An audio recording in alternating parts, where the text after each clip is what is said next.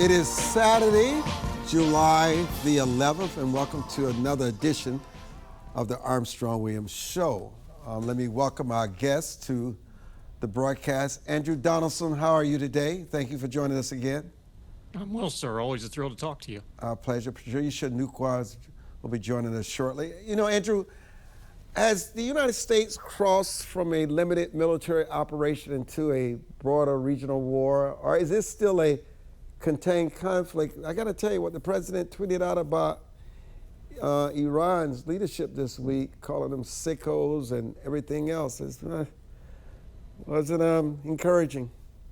Well, technically a drain is an enclosure, but it has a definitive start and then it spirals until it eventually empties out. I think that's the kind of containment we're dealing with here where, yeah, it's going to suck a lot of other things into it, but we're in this swirling doom loop right now of we can't bomb them enough to make the IRGC and the mullahs decide they don't want to exist and be tyrannical, evil people anymore. We have economic pressures. We have military that can do anything we ask it to do tactically, but strategically is really limited on what they're going to be able to do at this point in the situation we find ourselves in. So contain is correct. It's just a matter of what are we going to do with this container of hot mess that we've been dealing with for the better part of this entire year and broadly for about 50 years now. So what should, everybody talks about victory. What should the administration define as victory? Is the objective deterrence, regime change, eliminating Iran's military capabilities, or preventing a nuclear weapon?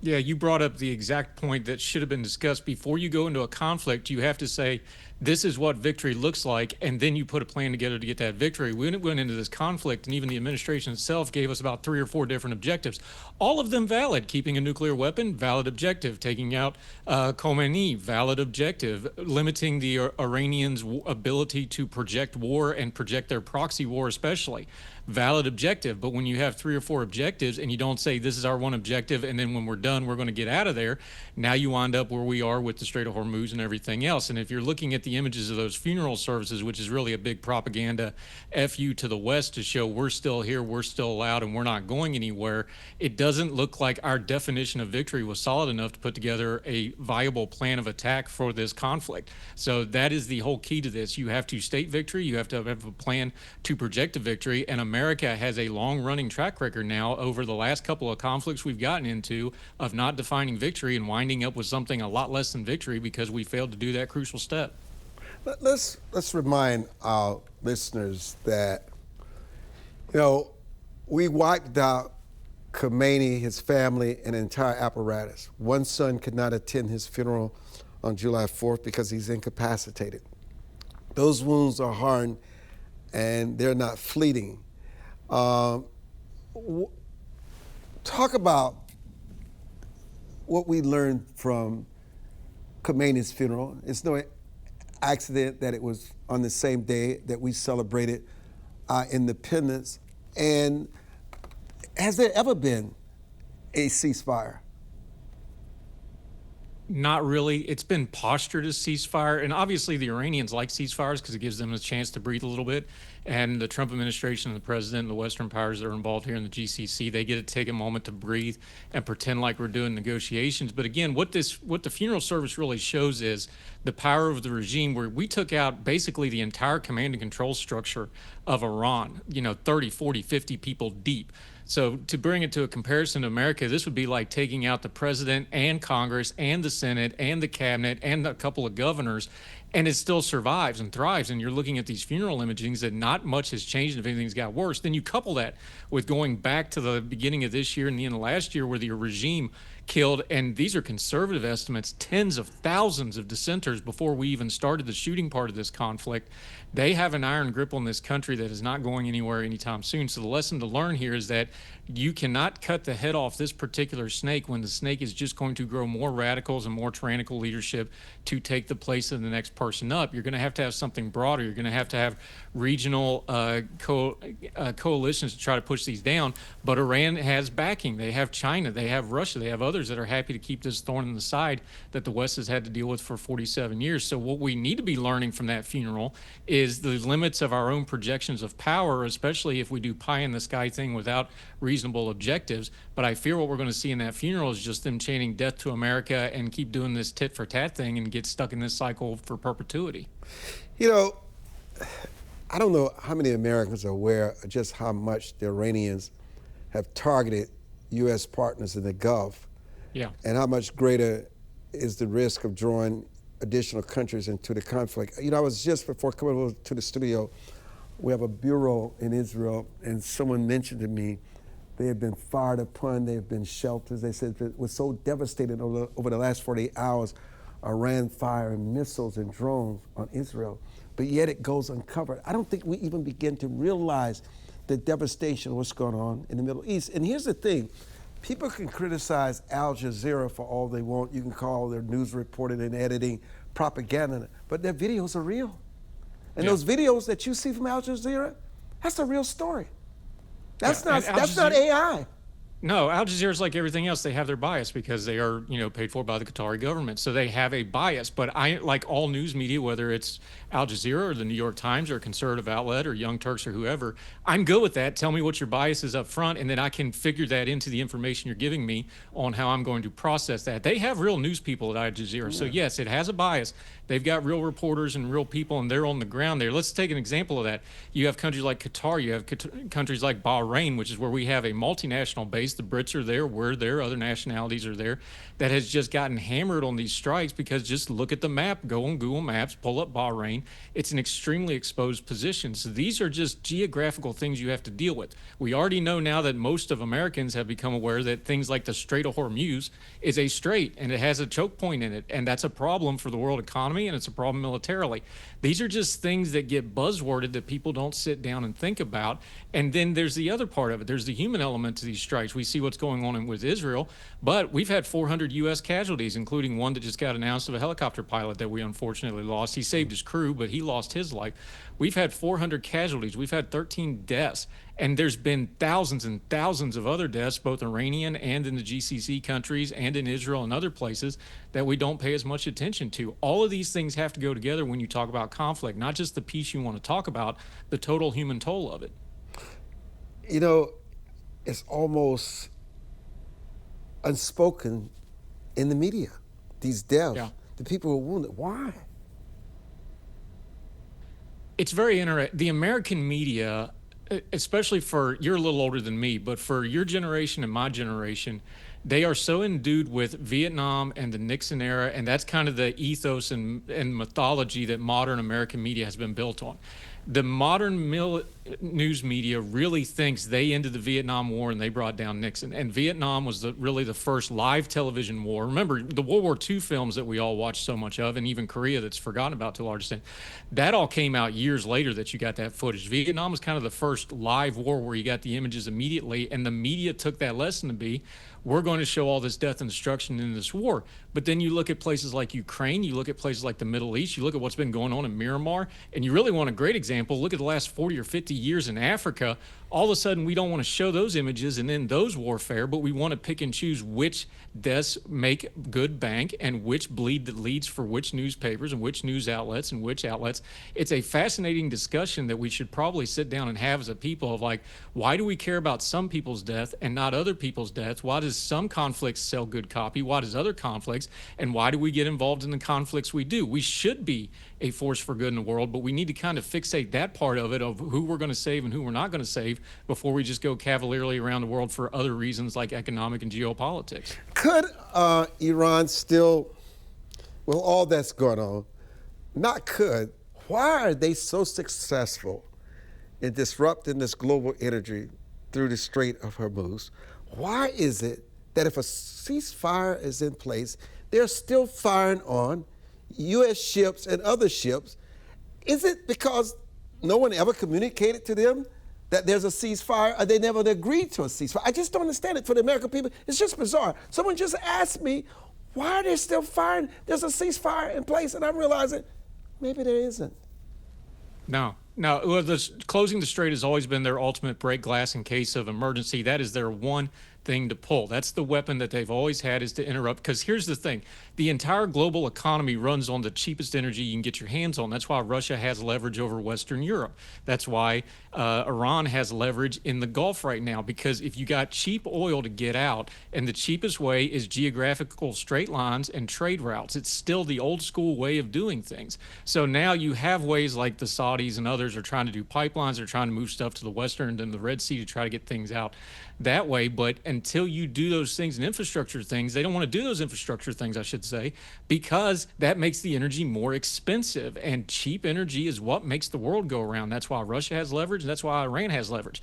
Their only leverage is to keep that straight of, we can close this when we want to. We can jerk up your energy prices. We can mess up your world unless you give us what you want. And you know what you got to admit right now is it's working. Unfortunately. You know, Americans have heard for decades that Iran is weeks or months away from a nuclear weapon.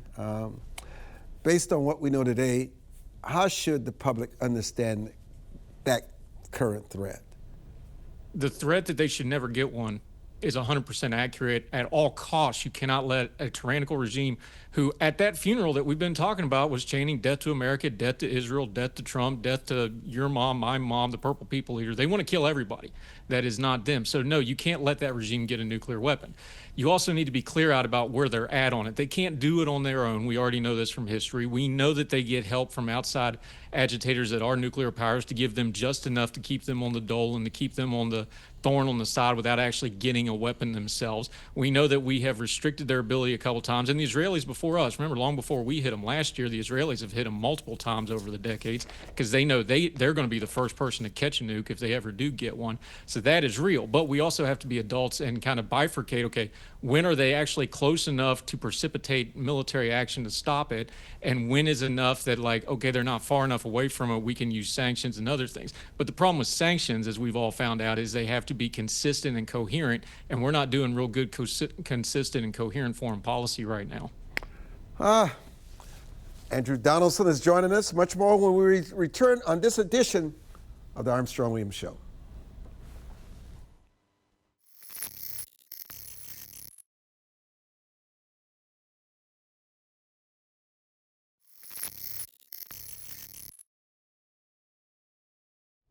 So, Andrew, let's bring this home. You're reasonable, right? I try to be. You have common sense, right? God, I hope so. Objective. Do my best. Okay. So Tyler Robinson's trial started this week. Okay. So many conspiracy theories want to believe that he's innocent. And I mean, total strangers, by the way. None of them knew Tyler Robinson. And they talk about the angle of the gun, being on the roof. They talk about the forensics. They talk about the FBI report. They want to refute all of it. But let's talk about the people that knew him best. And I know juries decide these fates, right? But let's talk about what we do know. Do you know what it takes for a mother to look at footage on TV on a roof, and she turns to her husband and says, "That looks like Tyler"? Yeah. Do you know what it's like to take for your lover, your boyfriend, you're in this group chat and you tell your lover, "God, did you hear? Somebody just assassinated Charlie." And then later, Tyler confesses, "It was me," and they all think it's a joke until they realize no longer it's a joke. And do you know what it takes for parents to call law enforcement? Not only to believe that was an image of their son, they helped law enforcement arrest him. The people who knew him best are the reasons why he was apprehended and arrested so quickly. I asked you with common sense, what am I missing here? We have a real sickness culturally in this country right now where we have a true crime media that is very, very profitable and very, very popular, and there's nothing wrong with that in its proper place and in moderation. But you're seeing this with this, you're seeing it with the healthcare CEO that got killed, you're seeing it with basically any celebrity, anything. You wind up with these people that get completely enamored by people who have done really evil, wicked deeds that are just obviously guilt. I don't think guilt's really in question here. I think there's some why and those sorts of things Oh, that no, perhaps no, we'll no, no, find out no, in this no. trial. Oh, no. Guilt is in question here. Oh, but it is. What are you I don't talking think about? so. I think he did it. I think Oh, no, we can discuss the manner there's no of how he did question. it. There's no question. Yeah. I will say this. There's no question he committed the murder. And he did it solo. I saw the images. I read the transcripts. I looked at FBI reports. The family, they the reasons why people that knew him better. It's no question 100%. he killed. That's not it. But why is it that others who knows nothing about Tyler on these social media platforms pushing these conspiracy theories? I'm asking you, what is happening to us, especially young people? Yeah, there's two theories on conspiracy theories, not to, make a double there. Conspiracy theory, everything's a conspiracy if you don't know how anything works. That's number one. And people who don't want to just accept simple truths, or more to the point, don't want to accept complicated things that don't have a simple truth to explain it. You can get a nice warm blanket of conspiracy theories and wrap yourself in that and go with that. And then it makes you feel smarter, like you know something not everybody else knows. You're the one with the real knowledge. You're the one with the real power. It's kind of the inverse of the power thing we see in politics, where it's like, I'm the only one who can fix everything. And then for us lowly people that work for a living, you can just go, I'm the only one that really knows the truth. That's addictive to people, and it plays into the worst parts of human nature. And it's really disgusting, especially in a case like this where everybody saw that video, unfortunately, whether you wanted to or not, the horrific act of violence. You have a family and young children that lost their father, and now you have a bunch of people that seemingly want to derive pleasure from making it into something bigger than what it was. And that's very, very sad and, quite frankly, sickening. Let me continue home. The president didn't ride the newer Air Force One to Turkey. Yeah. And it wasn't because of nostalgia, Andrew. Mm-hmm. It's because the world is on edge. Okay? I know some are saying this for old time's sake, but the real threats of Iran threatening our friendly skies is real. The threats against the president going to Turkey was real. Listen, Andrew, missiles are flying, and the president says he's their number one target. And guess what else? They cannot refuel the new aircraft in the sky like the old one, okay? They don't have the hardened systems, the missile defenses, the communications, all the things that they need to protect the president when he's in the friendly skies. But wasn't that the issue in the beginning? Why they did not want him to buy this plane from Qatar in the first place was because of security concerns. And all of a sudden, when he travels abroad, Secret Service said, no, you can't fly that new one. You got to fly the old one because you would be threatened. Yep.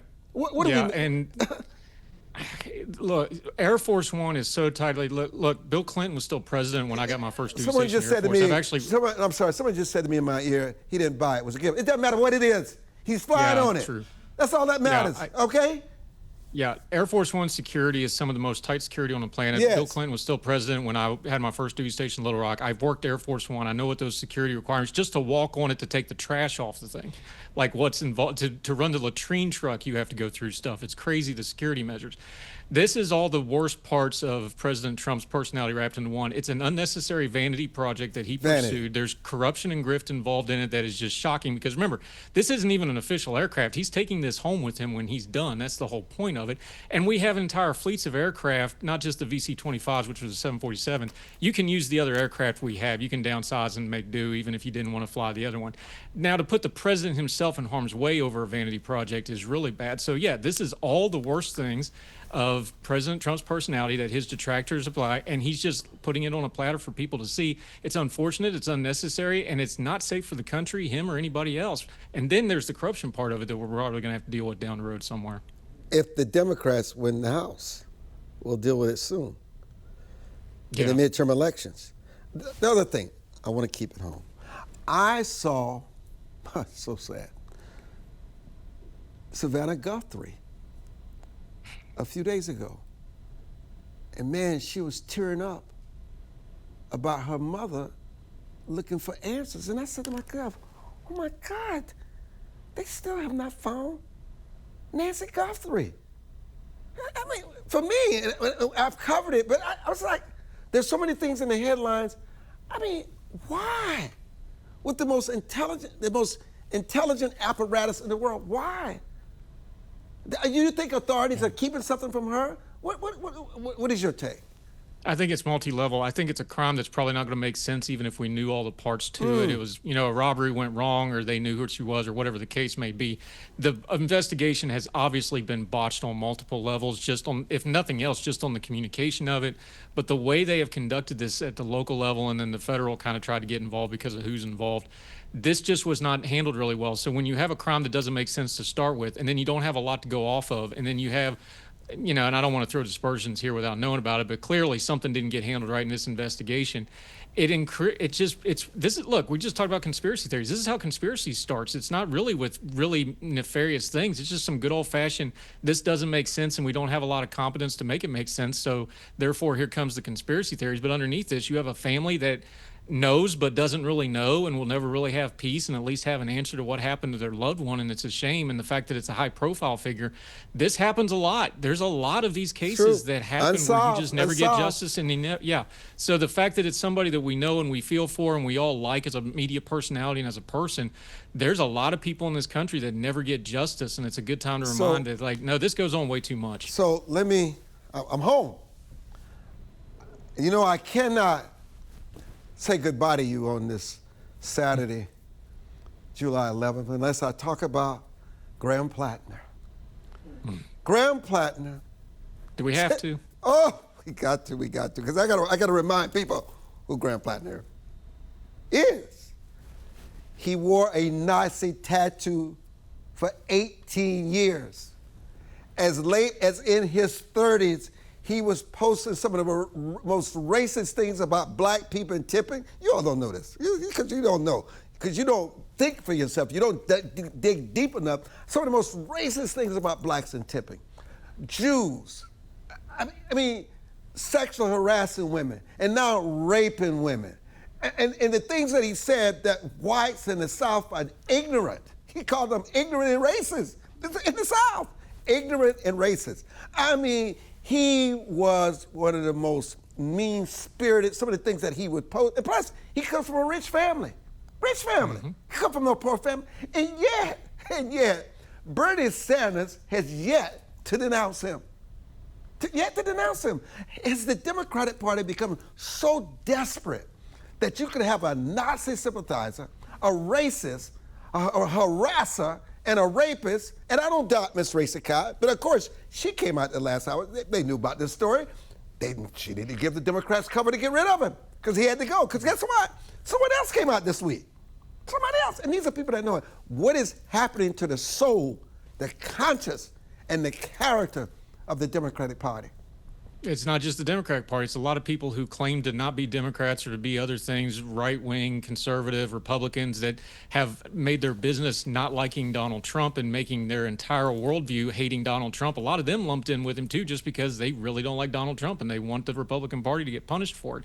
So there's a lot of dirty hands here. I think this is one of the most instructive things I've seen in the media in a long time. It was so blatantly obvious that Graham Plattner was a lying degenerate who had no business anywhere near elected office and should probably not be in polite society at large.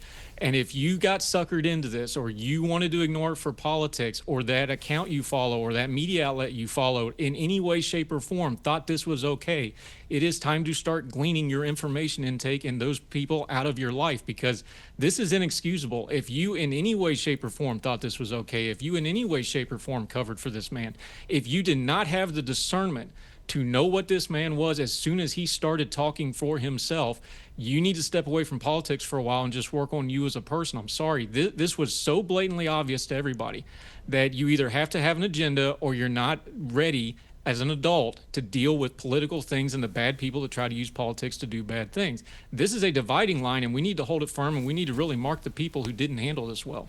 And last but not least, our president in the White House has said that the Smithsonian, particularly the African American History Museum of Culture, has become too progressive in the things that they depict at the museum. Now, I've gone to the African American Museum, and I've read the signage, I've watched the videos, and it's an accurate depiction of our past, our present, and what we learned from.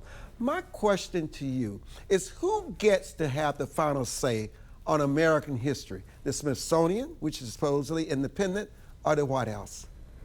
It should be independent. We know the history of America because the history of the entire world is whoever has power gets the right to history. So this is why you have to fight these things so hard. This is something the president should really get off of and focus on things like the economy and the things that are going to electorally punish him if he doesn't get a handle on them.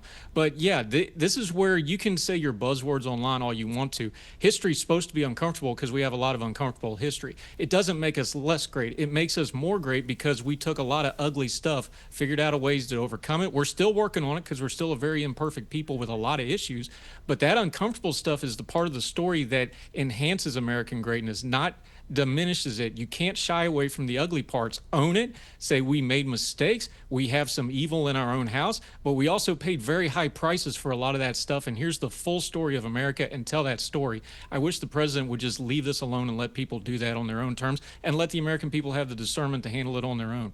I think many people find it difficult to believe that the Smithsonian is advocating extreme political extremists, as the White House has to say. I think people should be independent thinkers and figure that out for themselves. I think that's a very, very dangerous line that we're crossing here. And I think you're absolutely correct, Andrew. Much more of the Armstrong-Williams Show. Thank you for joining in that rapid fire, Andrew. It's always a pleasure having you on. I'm so sorry Patricia Onukwa had technical issues today. She could get on, but those things happen in broadcast. But the show must go on, and we'll be back.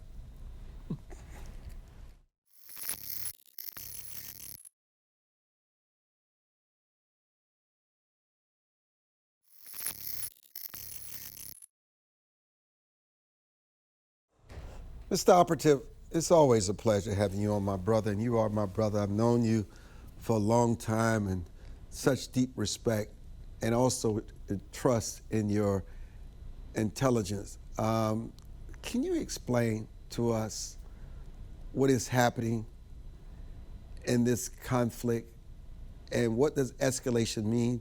And is the United States and the Iranians on the same page? Well, thanks for the opportunity, Armstrong, and thanks for your kind words. We go back a long time. Yes, we do. And it's fascinating to look at this thing as it's rolling out with the Iranians.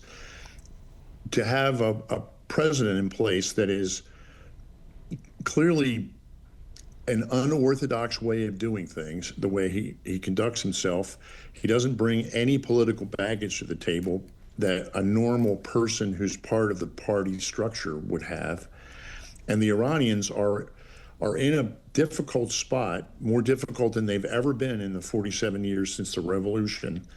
And they're absorbing a tremendous onslaught from the United States, the Air Force in particular, and the force structure. But what Trump has driven them to is a position of uncertainty and off balance with his deliberate maneuvering and decision making because they violated the ceasefire. The Iranians made an enormous mistake when they decided to make their big issue the free navigation of international water. That's protected by maritime law that is established centuries old. And they decided to create a problem that had violations of the ceasefire and didn't expect the United States to respond because they believe foolishly that Trump pays attention to the schedule of elections and party considerations. And he does look at all that stuff, but he's not bound by it. He's in his second term, which gives him much more latitude than a normal presidency would be because he does not have the political compromise issues that a lot of other political people have compiled over the years of their careers by getting to the top of the food chain in the political system. But the Iranians have cornered themselves with this by saying you have to operate in part of the waterway that belongs to us. They have inadvertently, and I think foolishly, staked out a position that is the world is against because it's freedom of navigation, which is an age-old concept. And they've decided we're going to do things our way in our half. So they have limited themselves by opening up the straits on one side, and you have to go that way in order to pay them for what your transit fees are. And Trump didn't buy it. And he went after them in a way that was disproportionate. That's one of the best words that you can use in describing this activity. The disproportionate response surprised the Iranians in its precision and its volume and its lethality.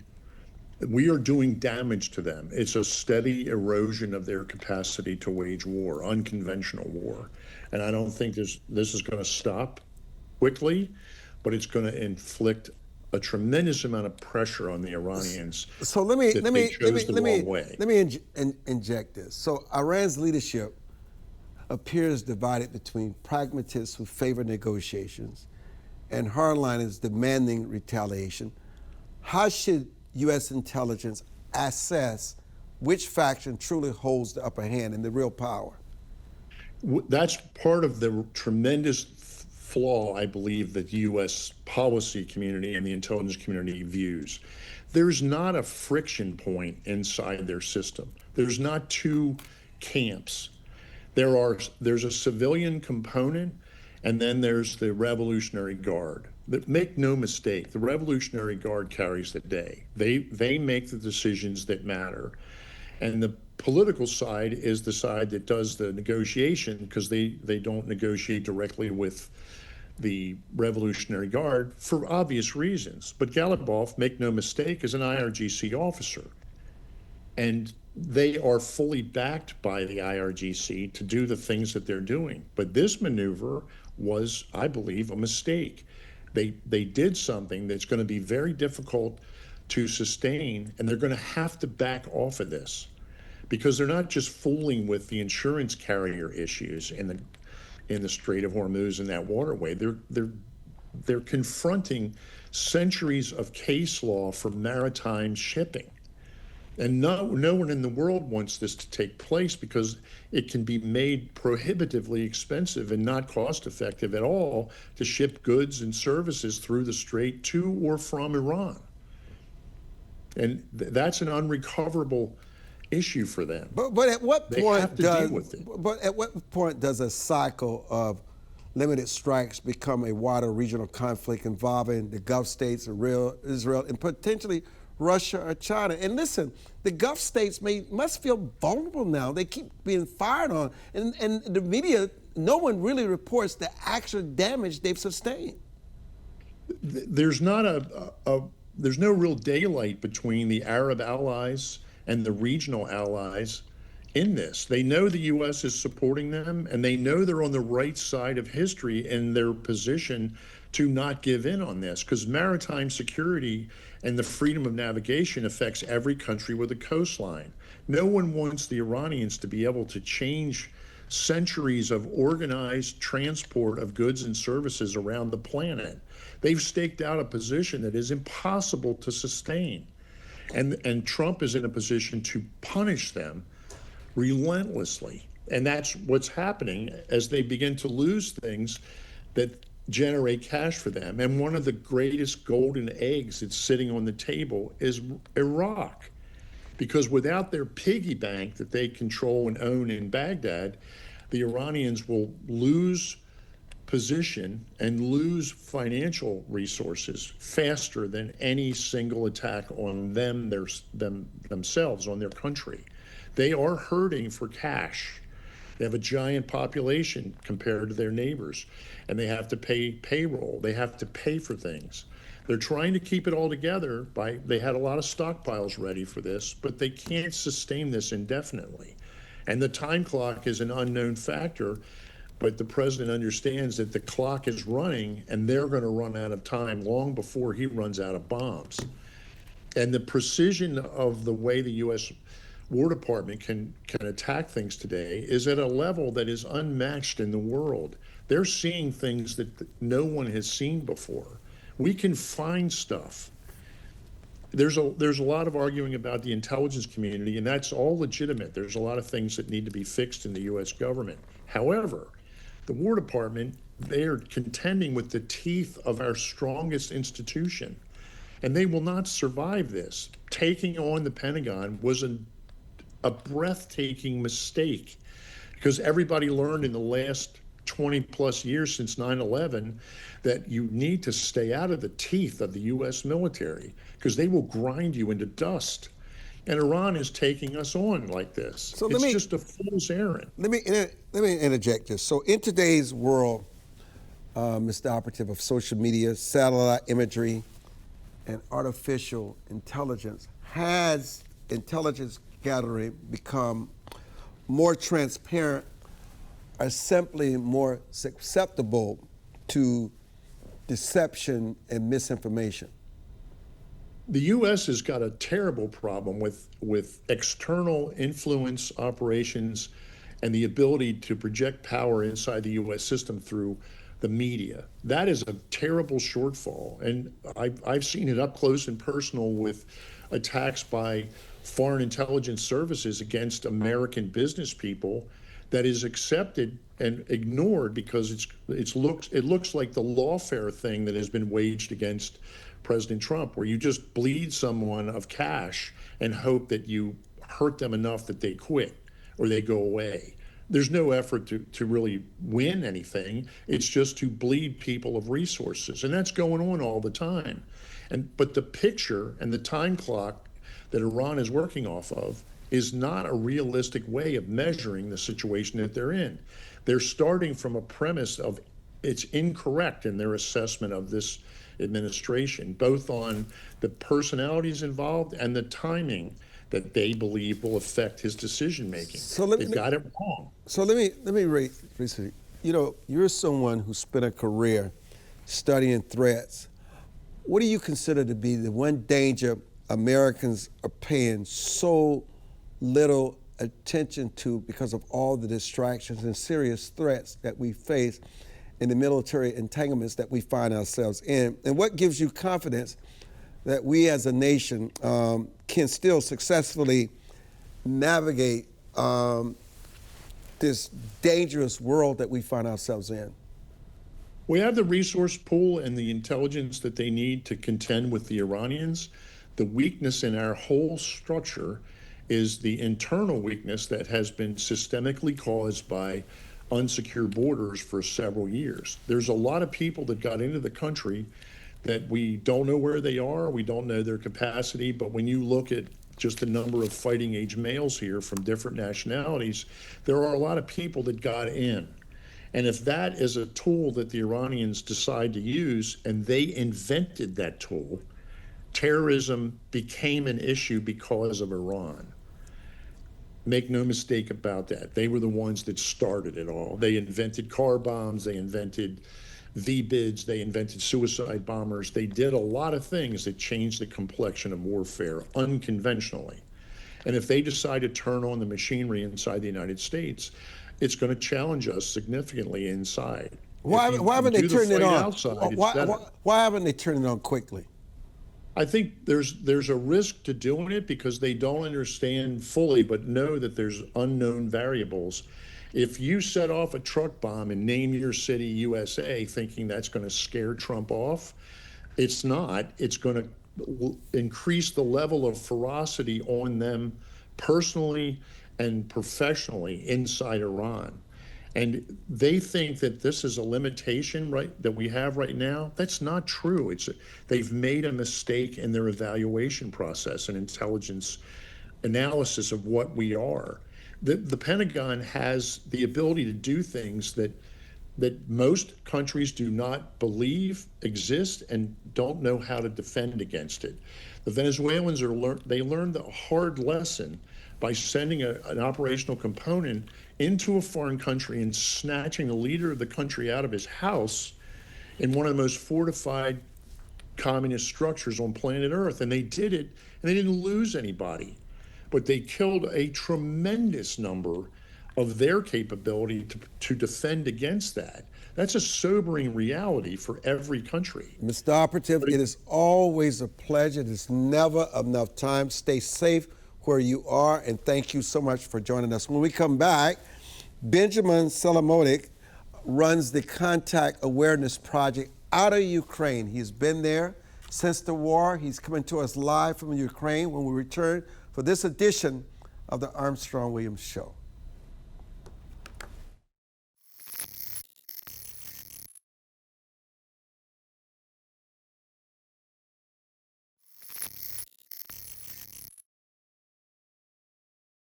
And welcome back to the broadcast. So, Benjamin, where are you? Currently located in Bosnia-Herzegovina. What is the atmosphere like there?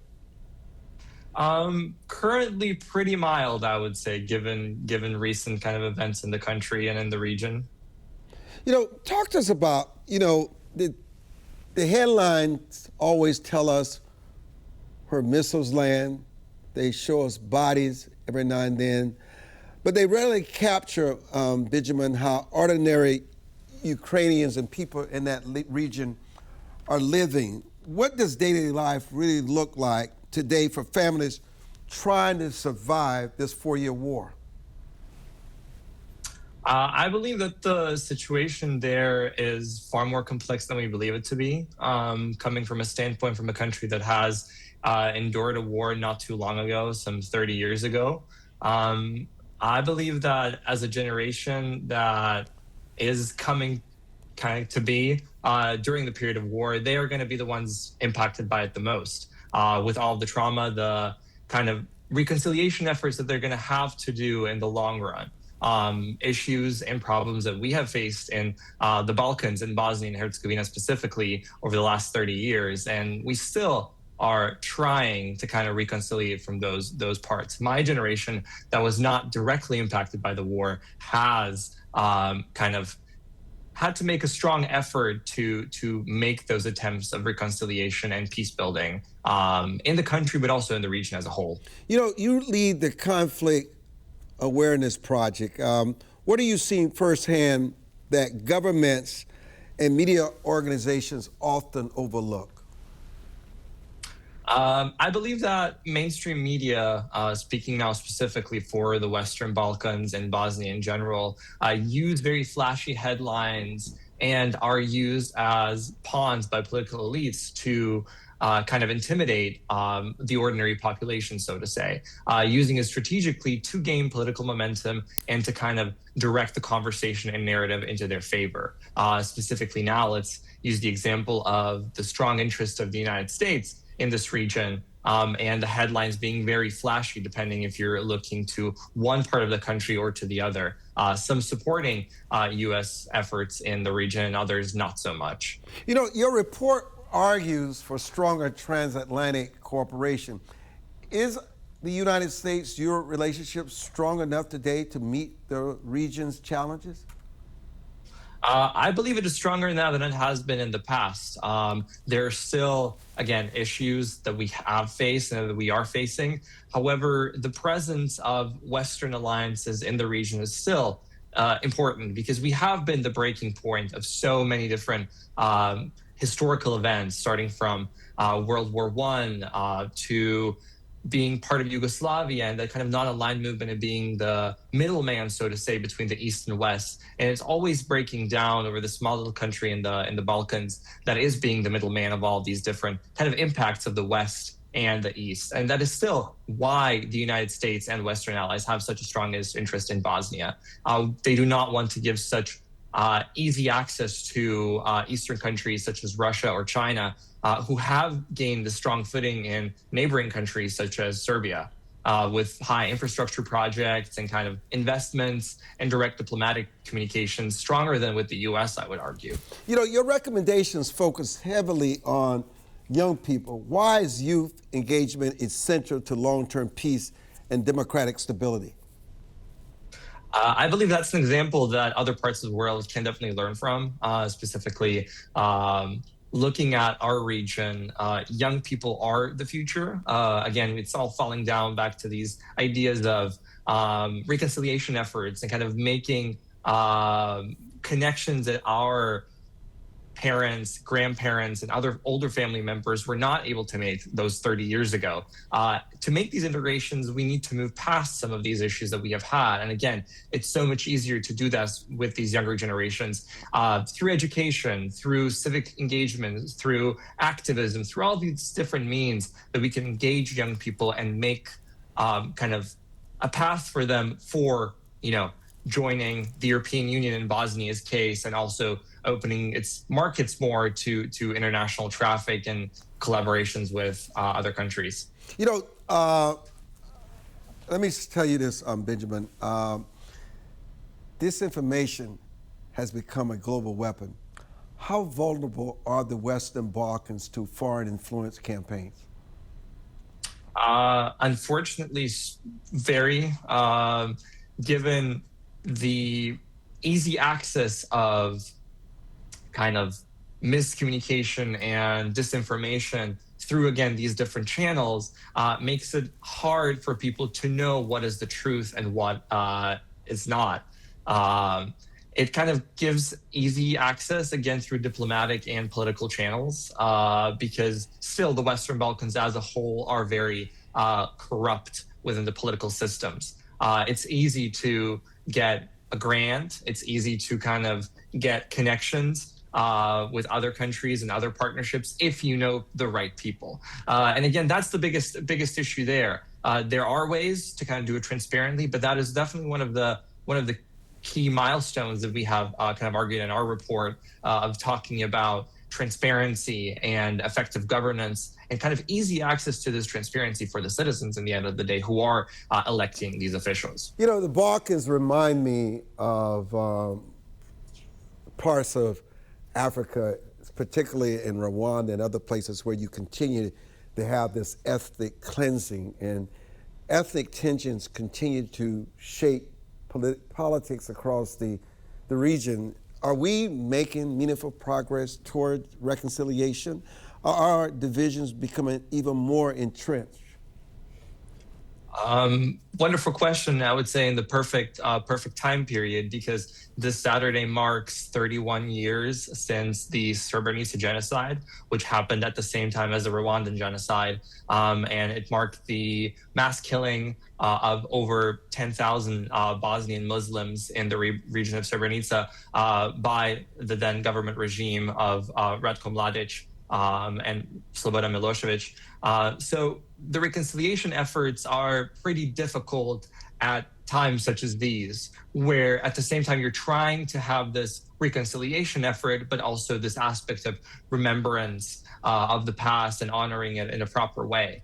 Again, reconciliation efforts are happening in places where we expect them, but in the kind of bigger picture, the problem are all of the smaller places in the country and in the region, places that don't have a high population, that have a high percentage of young people leaving those places. So there's not a lot of space for those who stay behind to express their opinion and to kind of work towards reconciliation efforts. It's easy to talk about reconciliation in big cities and in the capital, but again, the problem are all the small places. But how do ongoing conflicts in Ukraine, in the Middle East, really impact security and political stability in the Balkans? It significantly impacts. Even when the Ukrainian war started, there was a increased presence of the joint mission of the European Union and allies in Bosnia called EUFOR, ESLIA, who were kind of concerned with the regional stability. And even still, Bosnia and the Balkans are kind of a hotspot of something might happen. But again, the strong presence of Western allies and kind of this presence of international officials in the country and in the region is making it more stable. At the end of the day, without that support of the international community and allies, the stability in the region would definitely be more questionable than it is right now. We have about a minute and a half left. It's so wonderful to finally have you on. We've talked about this for some time. Looking ahead for 5 years, are you optimistic that the Western Balkans will become more integrated, democratic, and economically resilient, or are the risks growing? I believe that we are going in the right path and that the future looks bright. I myself am a very optimistic person, and the things that I see firsthand on the field are definitely promising, especially with the younger generations. And your final thoughts? Uh, that the youth is the future, not just in this country, but also other parts of the world. And that is kind of the mission that we should be focusing on more in these conflict areas, to talk about reconciliation earlier rather than later, and to kind of start bringing these younger generations that will be the future of the country together now than 30 years later. Well, I really appreciate your joining me, and I just want to really thank people. We hear from people all over the world. It's just amazing, people that watch our content and comment, and you know, everything to us is about facts and truth. That is the coin of our realm here at our WGLA 24/7 operation. We appreciate you listening. We appreciate your feedback. We appreciate all the guests that we had on the day, Andrew Donaldson, Mr. Operative, who we had on the day, and of course, Benjamin Siamotek here in the Balkans. And thank you for the fine staff we have here at WGLA 24/7 and the National News Desk. I'm out of here, Armstrong Williams. Enjoy the rest of your weekend.